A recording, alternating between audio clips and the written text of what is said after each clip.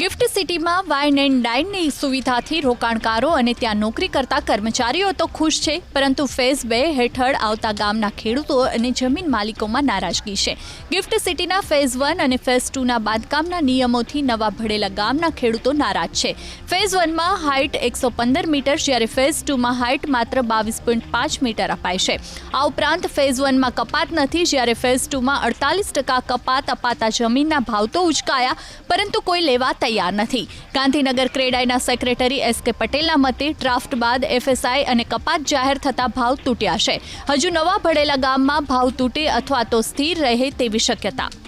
ભાવ સ્ટેબલ થશે એટલે ખેડૂતોને કે લેન્ડ ઓનર્સને થોડુંક એવું થશે કે પ્રાઇસ ડાઉન જઈ રહી છે, પણ ચોક્કસ જશે.